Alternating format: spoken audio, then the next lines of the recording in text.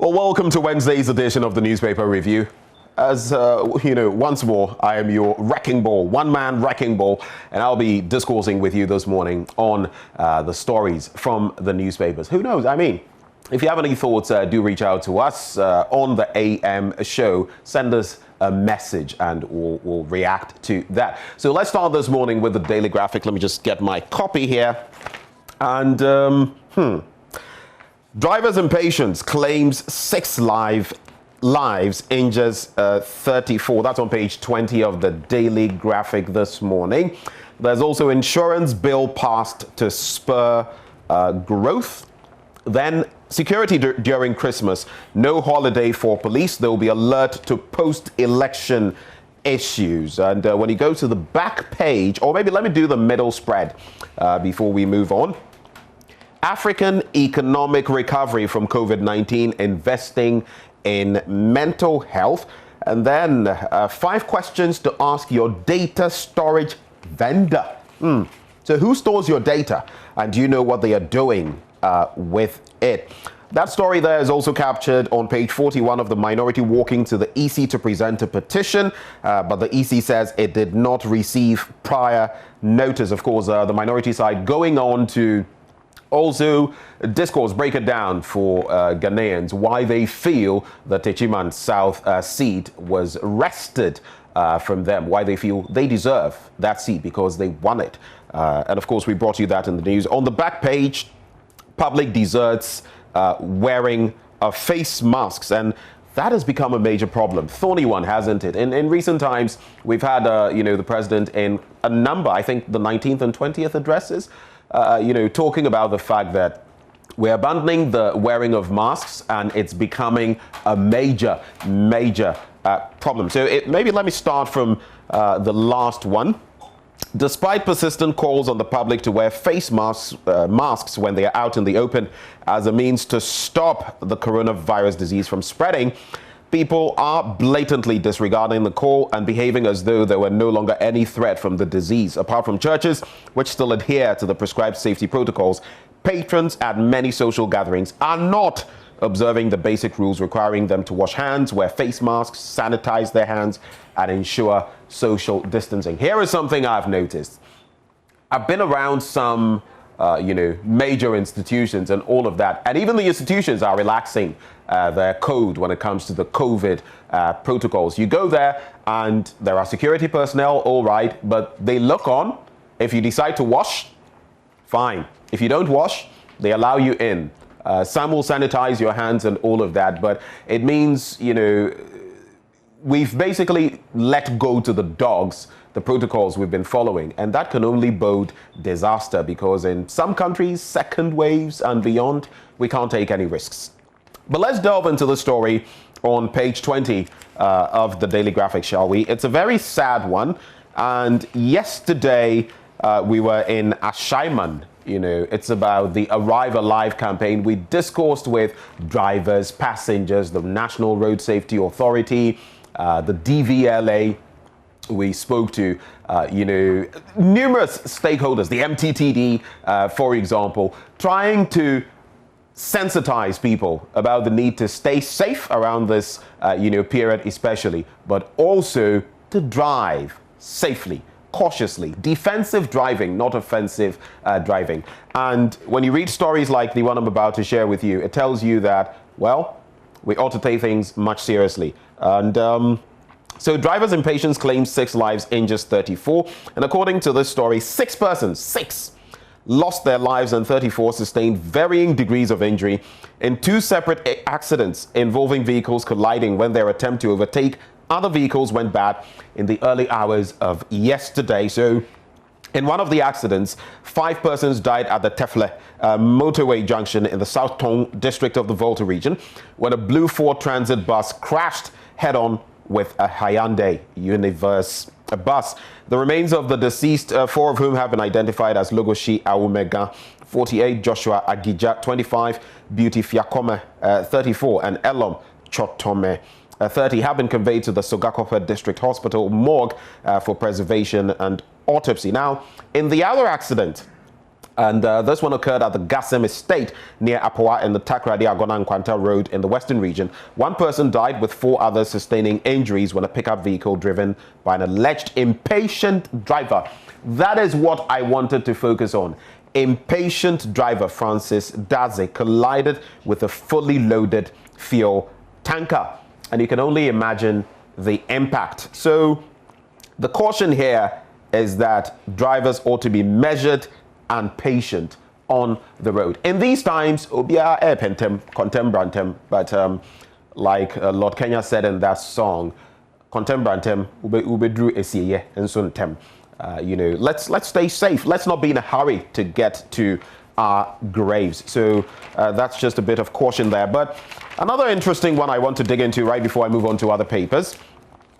No holiday for police. There will be alert to post-election issues, and all police officers across the country will be on duty during the Christmas festivities to maintain law and order as well as protect lives and property. In line with this, all police officers, whether in uniform or plain clothes, will report for duty to ensure the safety and security of the citizenry during the Christmas and the New Year festivities. Already, police personnel who were deployed to ensure general security before, during and after the December 7 general election have not been recalled but placed on high alert to provide security at all times. So that is the major story there. And that is not news for some of us, not in the sense of this happening, but for us media people, most of us do this all the time. Christmas, holidays, whatever it is, we're here and we're not complaining. We day for you. Let's, shift our attention now to the Ghanaian Times newspaper. And some very interesting stories there as well. Aftermath of election 2020, EC swerves minority over election petition. That's how they couch it. NDC threatens to boycott its activities. And there was quite a threat there by the NDC side yesterday. They were saying, well, you've treated us with some disrespect, and we're also going to find opportune moments to treat you with disrespect. Tit for tat, it would seem. But is that the best way to go? I do not know, but I guess respect begets respect. Gridlock boosts Okada business, and that's another concern as we talk safety, at this time of year. Yesterday, when we were discoursing with, Engineer Adonting of the National Road Safety Authority, together with the MTTD, one of the major matters they mentioned was that Okada, the motorbike riders, and it's not just the Okada operatives, anyone riding a motorbike, whether privately or commercially, it's becoming a chief menace on our roads. In fact, when you consider the statistics this year from Adidome in the Volta region, disheartening. Out of about 64% of the accidents there, when you take the tally, 74% of that is tied to motorbikes, and that is becoming a big issue. But page 16 captures that gridlock boosts Okada business. Observe Christmas in moderation to avoid COVID-19 spikes. That's according to the clergy. And then government to decide school reopening on December the 30th. Let's just do some of those stories quickly from the Ghanaian Times newspaper. And on page 3, it says 30 alleged Western Togoland separatists discharged and re-arrested. So 30 alleged Western Togoland separatists were re-arrested by the police yesterday after the Accra Circuit Court had discharged them.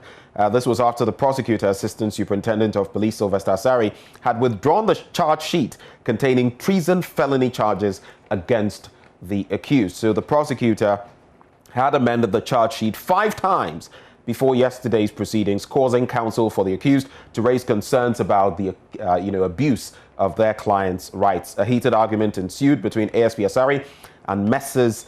Theophilus Donko and George Asameni when the prosecutor, announced to the court that he was withdrawing the charge sheet. So in sum, they are going back to court.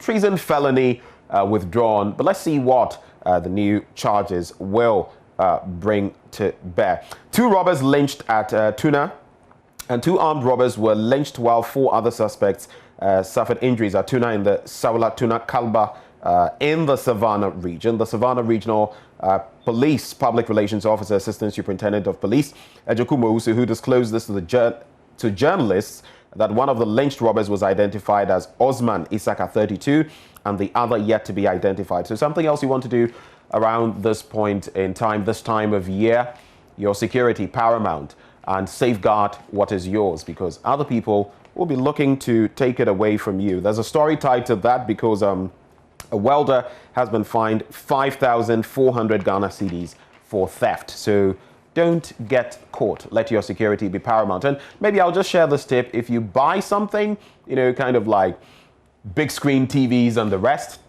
don't leave the coverings, the outer parts. When you're throwing your garbage, your rubbish away, you just leave it there. It's a telltale sign. People get to know that, there's someone in this neighborhood who has bought new gadgets, and that can only attract robbers. So take your security seriously and safeguard what is yours. Let's do that story from page 17 that talks about the gridlock boosting the Okada business. And businesses booming for commercial motor riders, popularly known as Okada, in the central business district of Accra due to heavy traffic. Tell me about the traffic. Anyway, commuters have resorted to the use of Okada as a means of easy transportation, especially in the central business district, as the markets are crowded with traders, commuters, and shoppers. So there was massive human and vehicular traffic as a result of trading on pavements and parts of the roads, narrowing the roads for drivers and worsening the congestion. But my caution there again, especially when you find yourself in an area where people are thronging, teeming with human beings, take care of whatever you're holding, your money, your wallet, your bag, whatever it is. You'll be carrying cash around. You want to do some shopping. Take care of yourself. Don't be fleeced and don't lose your money. Let's do some more stories from some other papers. And I'm just going to do this with this stack of papers. The Finder this morning says ICOMS generates 10.5 billion Ghana cedis from June to December 12, 2020. NDC MPs clash with police, blocked from petitioning EC. School reopening dates out December 30. And then 2020 has been gloomy but worthwhile. That's according to the ICU. So let's take that story from page 2 about schools reopening. And it actually says President Akufo-Addo is receiving briefings from the COVID-19 Technical Task Force on limited school reopenings. Based on the briefings, the president is expected to make a firm decision on schools reopening in January 2021 after a cabinet meeting on December the 30th. Addressing a news conference in Accra yesterday, Information Minister Kojo Nkrumah said the task force would work throughout the Christmas period to brief the president and analyze the impacts of the COVID-19 pandemic on students during the limited school reopenings in July, August, September, and October this year. And mind you, some of these students have not been in school since March thereabouts. And the toll, yes, there will be a toll. So let's see what exactly the plan is moving forward into 2021, especially as we talk vaccinations, especially as we talk COVID-19 still being with us. Adamant virus, basically, adamant. Active coronavirus cases now 946. I felt I would just segue into that. And the Director General of the Ghana Health Service, Dr. Patrick Kumabwaji, has stated that the country's active coronavirus case count currently stands at 946, just a shade off 1,000. He also stated that the country has so far recorded 54,043 cases. There have been 646,687 tests conducted across the country at the moment, with 8.4% of these coming out positive. So that's almost 1 in 10.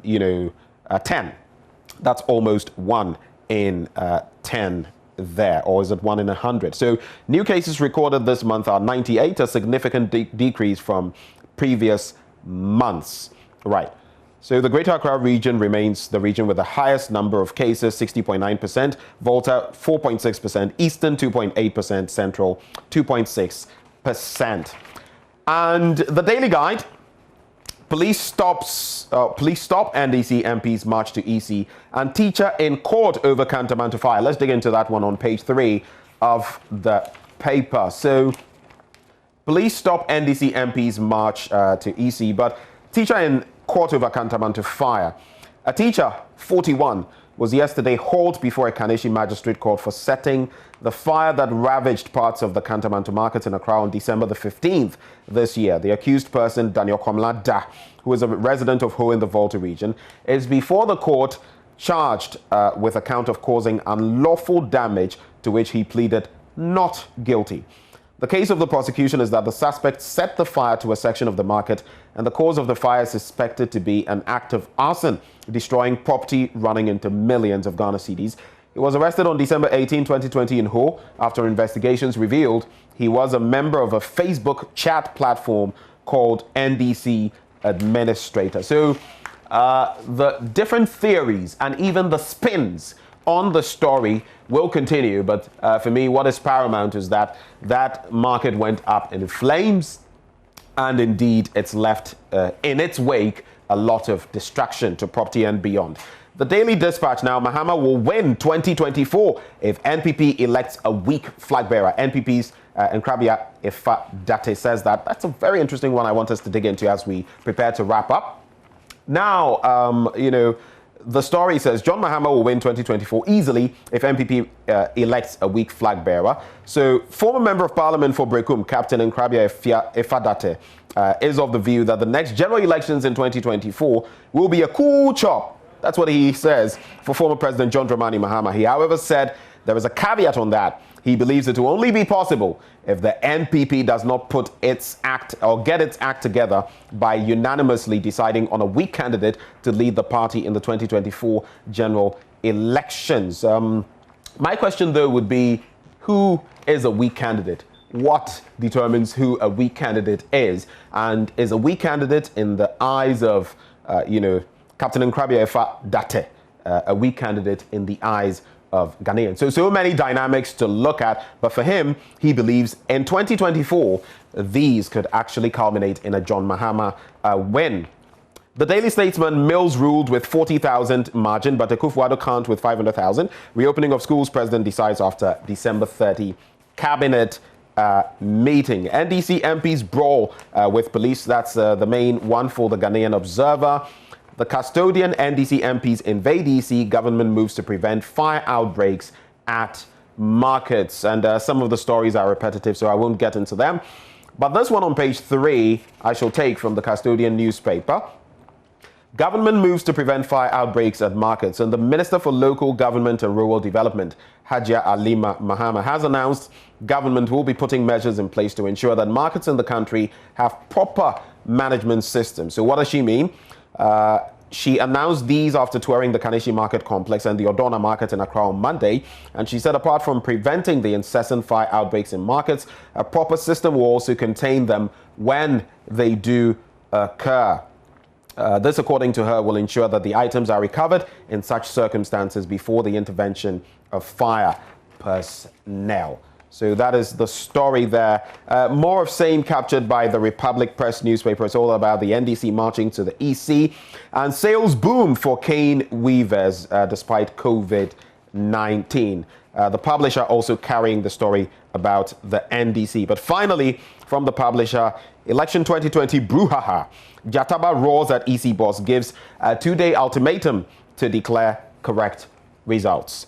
Well, let's see if we have enough time for some online story. Okay, so we apparently don't have enough time for that. But sports will be coming your way next on the AM show. Thank you for staying with us for the newspaper review. Do stay for the rest of the show.